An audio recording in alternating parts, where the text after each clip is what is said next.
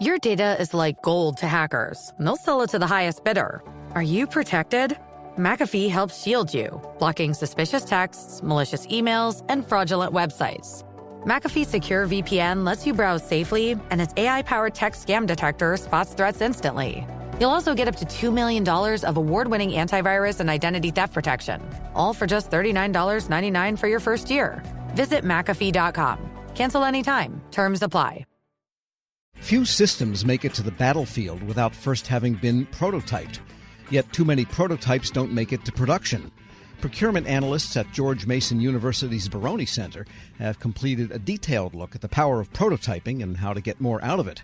For highlights, we turn to senior fellow Stephanie Halcrow. Stephanie, good to have you with us. Good morning, Tom. Great to be with you today. And we know that, DIU and all of these places are getting prototypes built and so forth. What is the issues that you are trying to examine here? Is it getting them across the valley of death to production, or making sure that it's really what the military needs in the first place? Thanks, Tom. I appreciate the question. So this paper looked at those issues indeed.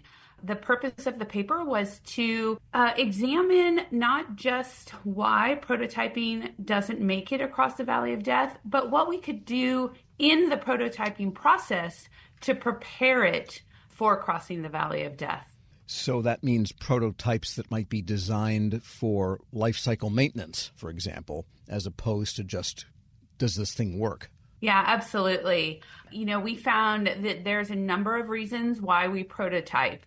Some of those reasons include transitioning to a program of record. That's kind of the holy grail.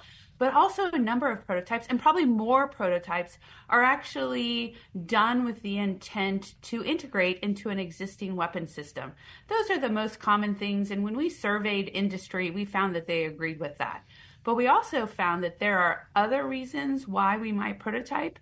And one of them might be to enhance or expand the manufacturing capacity of the defense industrial base, but also think about like developing workforce. The first time an engineer works on a complicated program, it shouldn't be on the B-21, right? There should be a prior effort that they're involved in.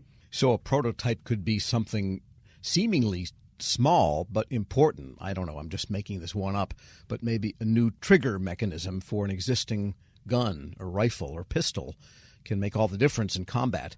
So you could maybe prototype that subcomponent of an existing system. Absolutely. There has been a number of prototyping efforts that have been completed to support the efforts in Ukraine.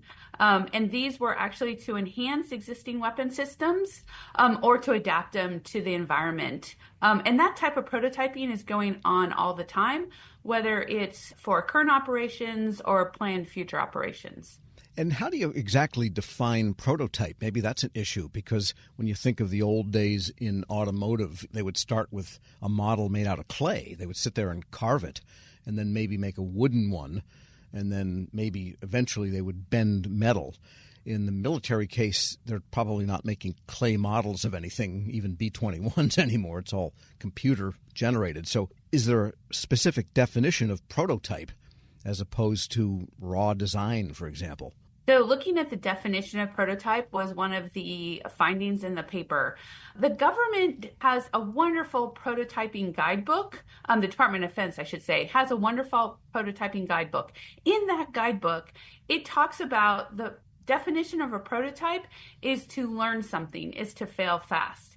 But the dictionary definition, or how industry defines prototyping, is to create something that then can be replicated. And we found that these differences of expectations of prototyping activities actually led to frustrations both in industry and government. And so one of the recommendations is that we align those definitions and make sure it's very clear when a prototyping effort is embarked on, that what the reason we are prototyping and what the expectations are clearly laid out for all participants. So industry, it sounds like, has a slightly more practical feeling about prototyping because time is money, et cetera, and if you can't build it for manufacturing or replication, then the prototype is not all that useful.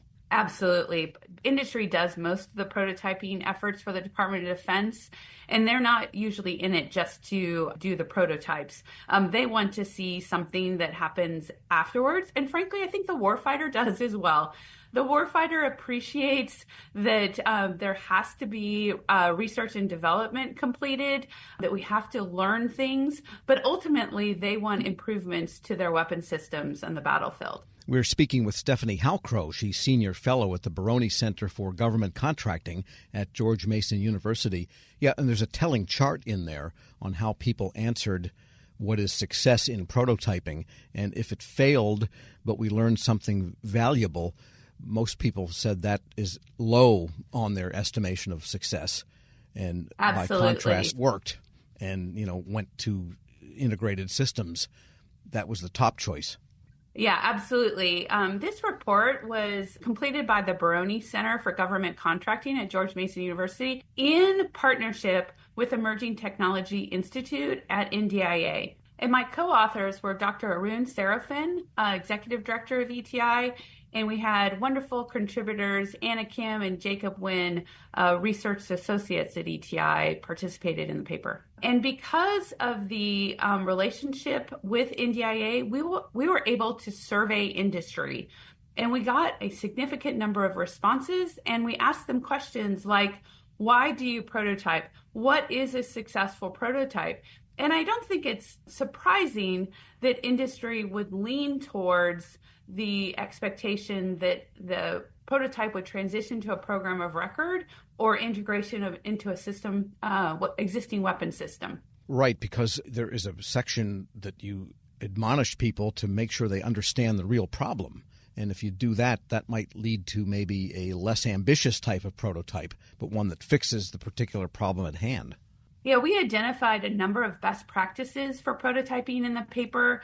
Those included not only identifying the real problem that we're trying to solve, but also a commitment from the customer to provide support and resources through the entire process, as well as we expect that the customer should understand what the end game is and prepare for the end game. And so when you're looking at prototyping and you're thinking about the end game, you really should be talking about digital environments. Are you building this prototype in a digital environment? Are you building it in a simple design in an open system? And then finally, are you using international standards? Because as we look at integrating with our own weapon systems, but also with our allies' weapon systems, integration or using international standards is so important. And you mentioned digital and simple kind of in the same breath. And when you look at software, every time there's an iteration, it's worse and more complicated and more functional and harder to use. I mean, even the picture app on your phone, the more they upgrade it, the more of a pain in the neck it becomes. In a military situation, maybe if you didn't do digital, but you actually did physical design, could that help keep things simple, maybe, and not overly ambitious and more than the requirements really call for? Well, we don't necessarily talk about that in the paper, the gold plating of requirements, but certainly requirements and having thoughtful requirements is important. We talk about thoughtful requirements and the expectation that the government question legacy requirements. In addition to the survey, we did a number of workshops and follow-on one-on-one interviews. And in those